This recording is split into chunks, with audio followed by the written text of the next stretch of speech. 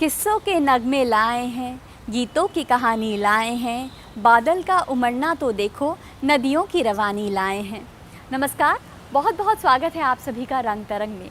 रुत बदल रही है और बदलती रुत भी हमें कुछ देकर जा रही है। ये कुदरत का बड़प्पन है कि उसकी झोली हमेशा अपनी संतानों के लिए, अपने बच्चों के लिए सुख से, आनंद से भरी होती है। और सुख, आनंद हमें कला भी देती है। इसीलिए साहित्य, गीत, संगीत की दुनिया से अनमोल मोती चुनकर लाते हैं हम आपके लिए रंग तरंग में। तो आइए आगाज करते हैं एक नई कला परिक्रमा का।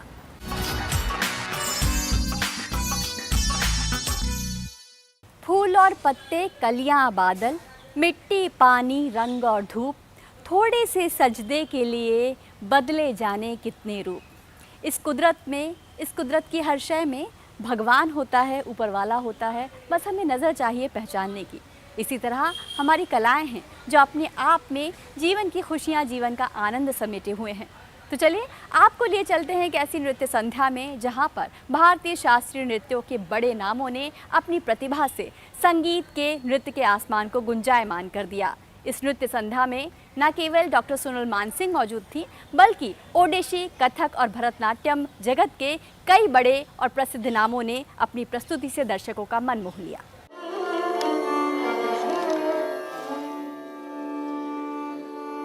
भारतीय कला साधक ताउम्र अपनी तपस्या से भारतीय कलाओं में रंग भरते रहते हैं और उनके जाने के बाद उनके शिष्य और कला प्रेमी, उनके अनुयायी भी उनकी विरासत में कुछ नया जोड़कर युवा पीढ़ी को सौंपने का प्रयास करते हैं।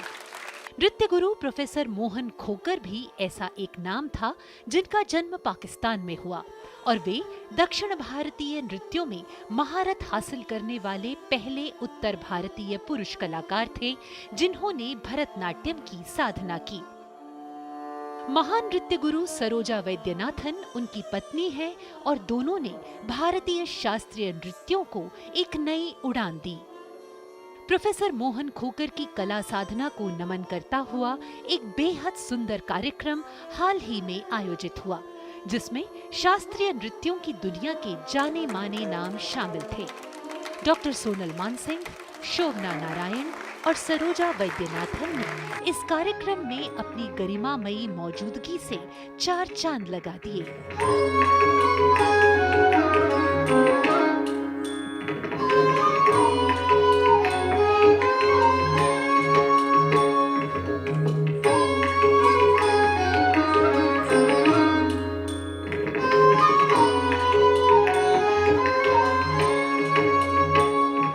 यह नृत्य संध्या नवतेज सिंह, कविता द्विवेदी, अदिति मंगलदास और माधवी मुदगल की नृत्य प्रतिभा से सजी हुई थी।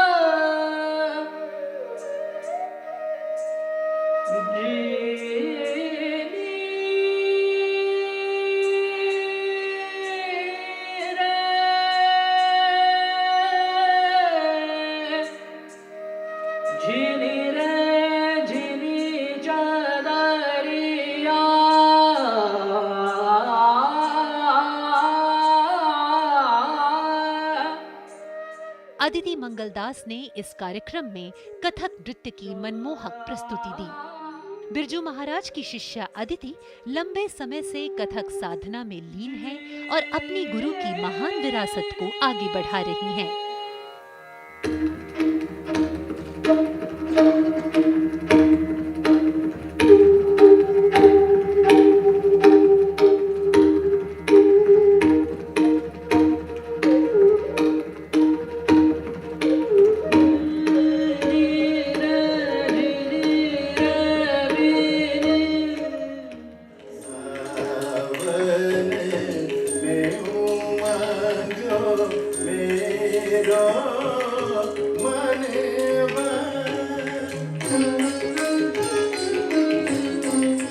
यह शाम ओडिसी नृत्यांगना कविता द्विवेदी के सुंदर और मनभावन ओडिसी नृत्य से सजी हुई थी। सावन पर गाए गीत पर बारिश की नन्ही बूंदों पर उनके नृत्य की अद्भुत कलाकारी देखकर हर कोई मंत्रमुग्ध रह गया।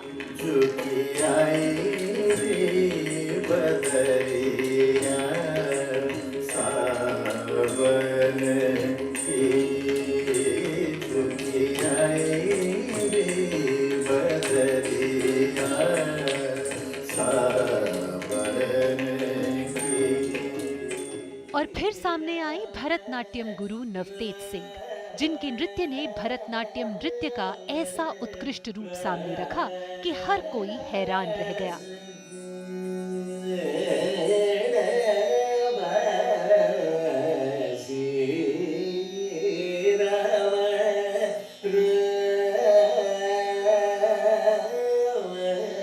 एक शास्त्रीय नृत्य गुरु, एक अभिनेता और एक सोशल एक्टिविस्ट के रूप में नवतेज सिंह जौहर का नाम दुनिया जानती है, लेकिन उनके नृत्य का इंद्रधनुष कितने रंग बिखेर सकता है, यह इस नृत्य संध्या में साफ दिखाई दिया।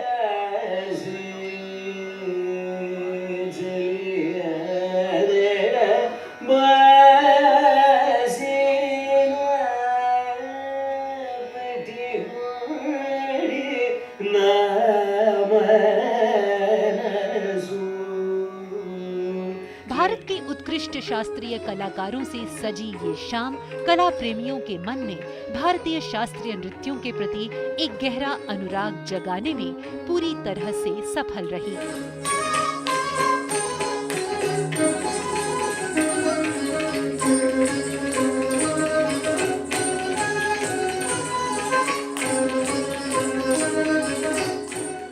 रंग तरंग, डीडी न्यूज।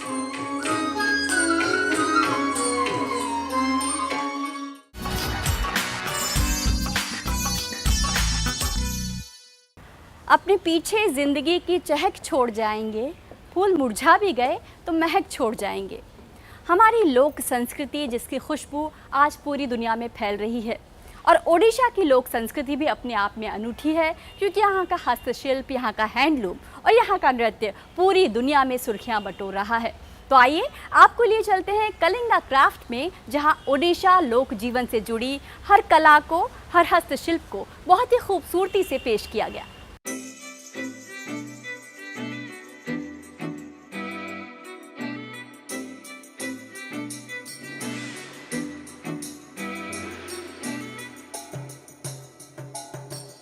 ओडिशा भारत का ऐसा राज्य जिसमें भारत की संस्कृति थिरकती दिखाई देती है।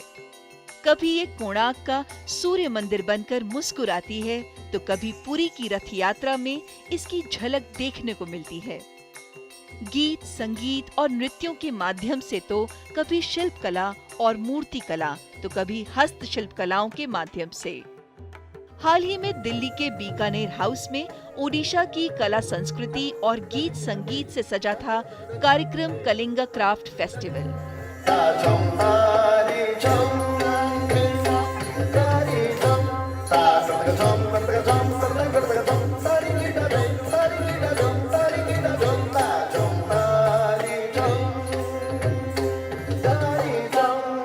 जिसमें ओडिशा के कलाकारों की मेहनत से सजी सुंदर कलाकृतियां भी मौजूद थीं। फिर वो चाहे ओडिशा की सुंदर साड़ियां हों या फिर बांस से बना ऐसा सामान जो ओडिशा में आम जनजीवन का हिस्सा है, लेकिन अब कला वेदिकाओं में भी नजर आता है।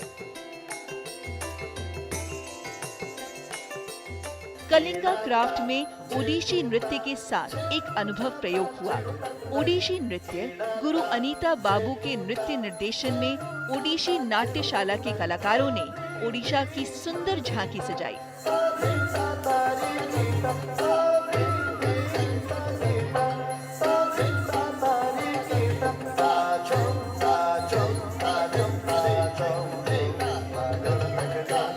खास बात यह है कि इन कलाकारों ने ओडिशा की साड़ियों और हस्तशिल्प कलाकृतियों को प्रॉप के रूप पर इस्तेमाल किया। ओडिशा नाट्यशाला ओडिशी नृत्य को लेकर पिछले कुछ समय से सुंदर प्रयोग कर रही है। चाहे महिला सशक्तिकरण का संदेश हो या देश की संस्कृति की रंगोली सजाना, ये कलाकार हर मंच पर अपनी प्रतिभा से समा बांध देते हैं।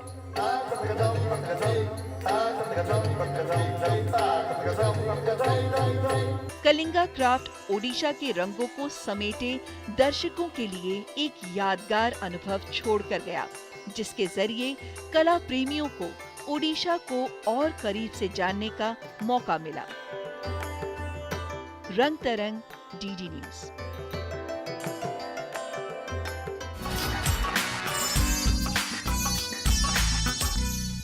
साहित्य की कलाओं की हम मीठी गागर लाए हैं, केवल बूंद से काम ना चलेगा, हम पूरा सागर लाए हैं। भारतीय कलाओं का अद्भुत सौंदर्य इस बात में है कि इसमें न केवल परंपरा की खुशबू है बल्कि आधुनिकता की बयार भी है। अनुभवी कला साधक तो इसमें कुछ नया जोड़ ही रहे हैं, साथ ही युवा पीढ़ी भी इसमें दिलचस्पी ले रही है और एक ऐसा ही नृत्य है ओडिशी नृत्य। आज रंग तरंग में आपको एक ऐसी ही ओडिशी नृत्यांगना और महान नृत्य गुरु से मिलवाने जा रहे हैं, जिन्होंने अपनी साधना से ओडिशी नृत्य को एक नया स्वरूप दिया है।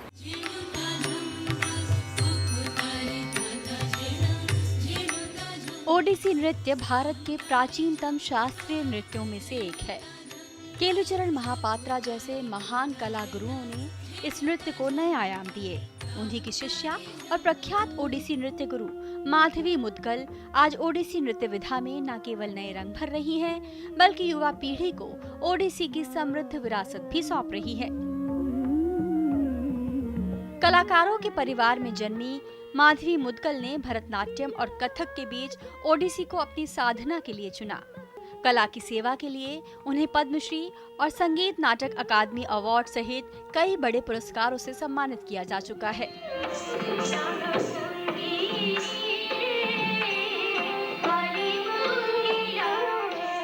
पौराणिक और शास्त्रीय काव्य को अपने नृत्य में तरजीह देने वाली माधवी मुदगल आज अपने शिष्यों के साथ ओडिसी नृत्य की परंपरा को समृद्ध बना रही हैं। वे ओडिसी शास्त्रीय नृत्य में साहित्य के समावेश को जरूरी मानती हैं। आज रंग तरंग में रूबरू हो रहे हैं प्रख्यात नृत्य गुरु माधवी मुदगल से।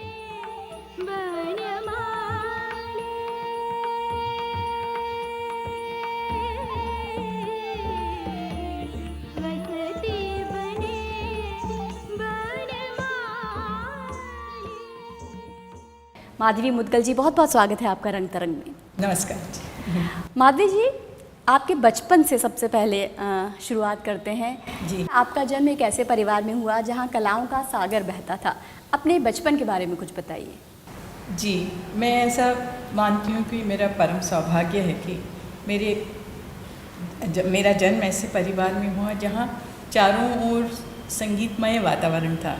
बड़े बड़े दिग्गज कलाकार हमारे साथ आके दिल्ली में हमारे यहाँ ही ठहरते थे, तो उनका सानिध्य, उनकी बातें और उनके कार्यक्रम तो होते ही थे जी। तो शास्त्रीय संगीत परंपरा के जो बड़े से बड़े कलाकार, उनके सानिध्य में मेरा बचपन बीता जी। और क्योंकि विद्यालय मेरे पिताजी ने शुरू किया था 1939 में जी। और चारों ओर संगीत की या नृत्य की या गायन की कक्षाएं होती थी, तो मैं बचपन से यूं ही खेल खेल में ही जी थोड़ा सीख गई। जी। आपने शुरुआत की भरतनाट्यम और कथक नृत्यों से, लेकिन उसके बाद ओडिसी की तरफ आप कैसे मुड़ गई? देखिए, मेरे बचपन में तो ओडिसी कोई जानता ही नहीं था, दिल्ली में ओडिसी था ही नहीं। तो 60 के दशक के अंत में थोड़ा ओडिसी का दिल्ली में आगमन हुआ और मेरे जो प्रथम गुरु थे, गुरु हरे कृष्ण बेहरा, वो सबसे पहले विद्यालय में जब आए सिखाने के लिए, तब से मैंने शुरू किया ओडिसी नृत्य की शिक्षण जी। और जब मैंने ओडिसी नृत्य सीखना शुरू किया तो मुझे लगा कि ये ही मेरे स्वभाव के अनुरूप है जी। इसलिए मैंने भरतनाट्यम और कथक तो मैं बहुत बड़े स्केल पे स्टेज पे भी करती थी, लेकिन वो छोड़ के केवल ओडिसी पे ही मैंने ध्यान दिया। और उसके बाद गुरु केलुचरण महापात्र, जो इस विधा के सबसे महान गुरु माने गए हैं, उनसे मैंने शिक्षा प्राप्त। जी। आपने भरतनाट्यम भी सीखा, कथक भी सीखा, लेकिन ओडिसी में आपने ऐसा क्या अलग पाया? ओडिसी एक बहुत लालित्यपूर्ण नृत्य है। एक मूर्तिवत इसकी भंगिमाएं हैं।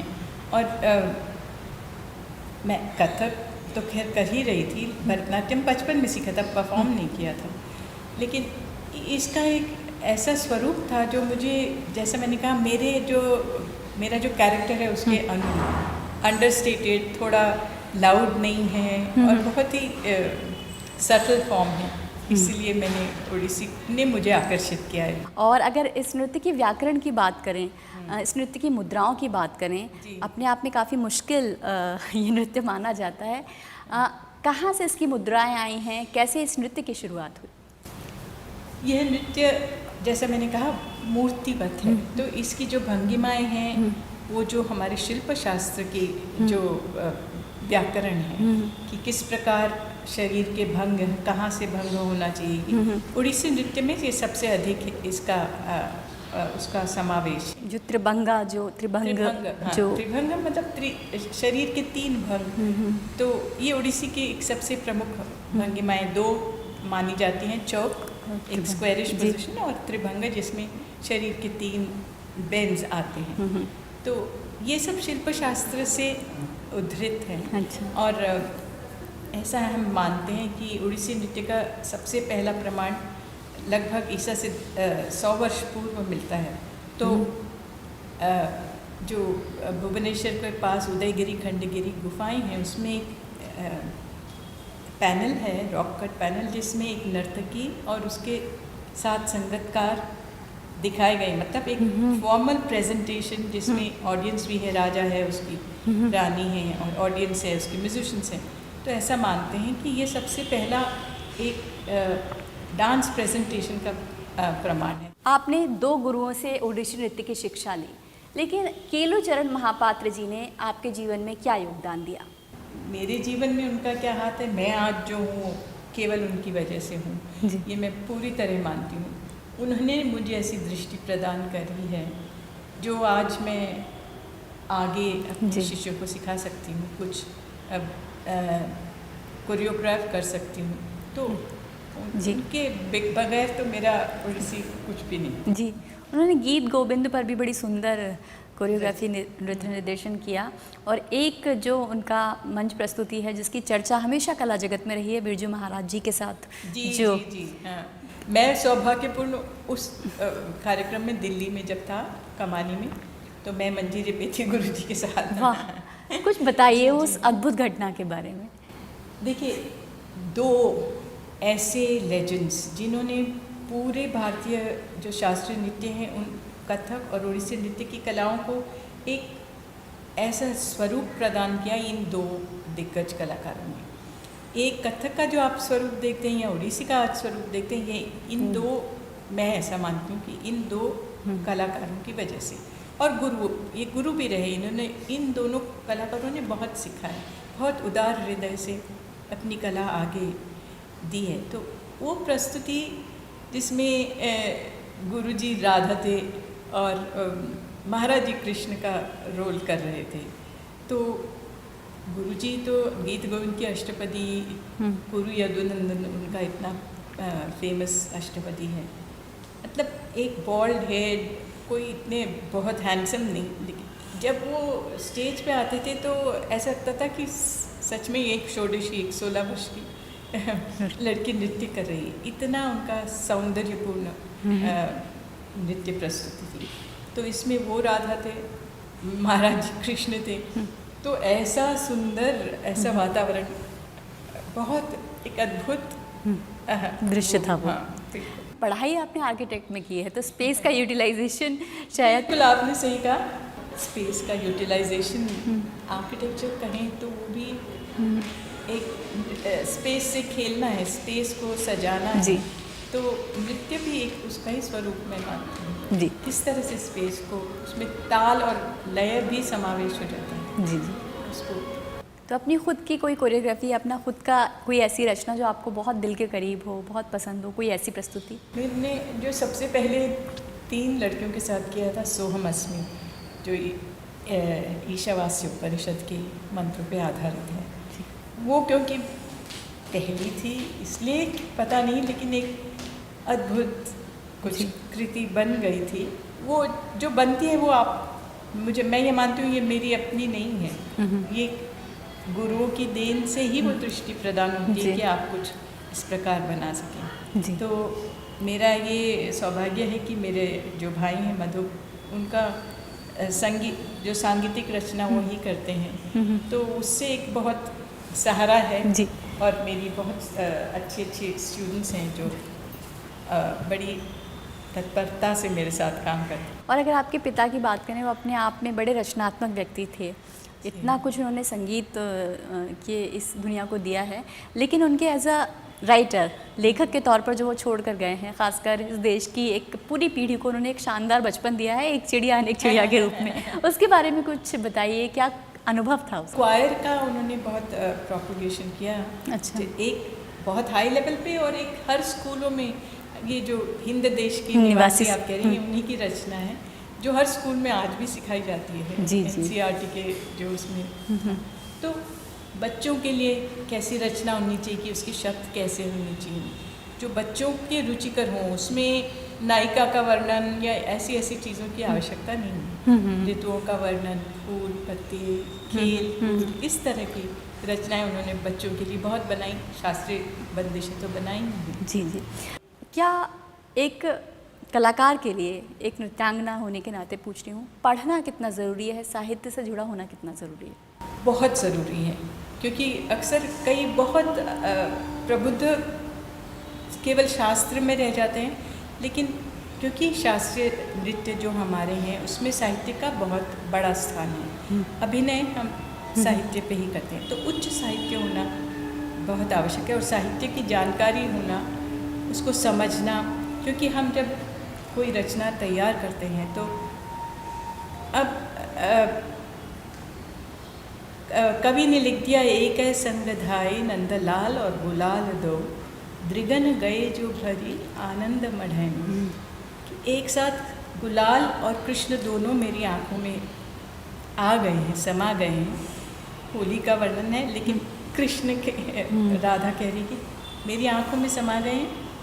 एक संग धाये नंदलाल और गुलाल दो, दृगन गए जो भरी आनंद मढ़ैन। और मैं धो के हार गई।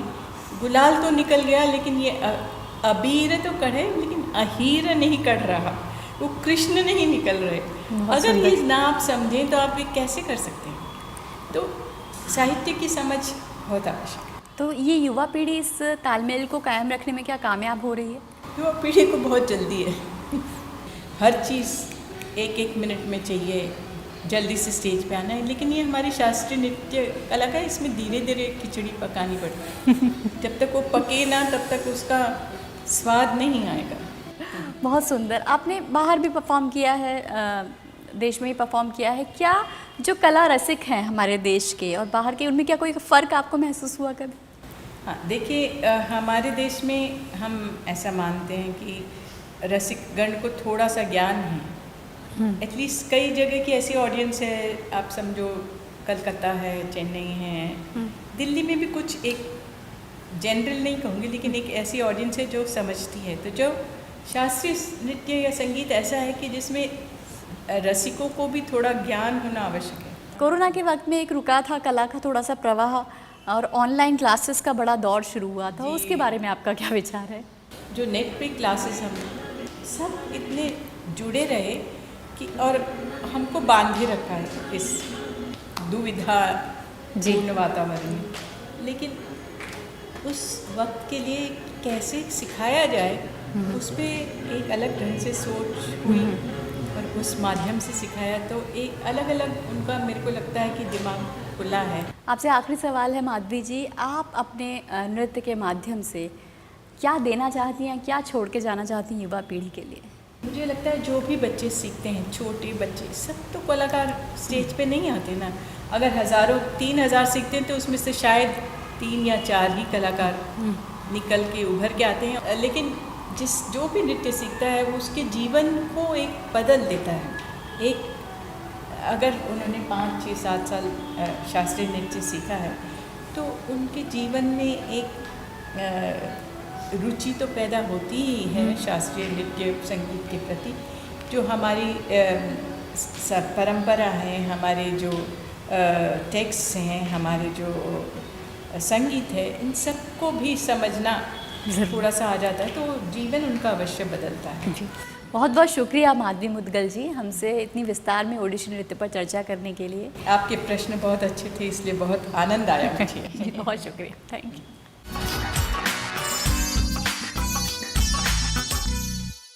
तो माधवी मुदगल जी के अनुभव ने हमें सिखाया कि सीखने की, कुछ नया करने की कभी कोई उम्र नहीं होती और कलाओं का संसार हमेशा ही आपको कुछ नया सीखने के लिए प्रेरित करता है। तो अगले हफ्ते फिर इसी प्रेरणा, इसी ऊर्जा के साथ आपके सामने हाजिर होंगे कलाओं, साहित्य और गीत संगीत का गुलदस्ता लेकर रंग तरंग में। फिलहाल मुझे और मेरी पूरी टीम को दीजिए अनुमति। नमस्कार।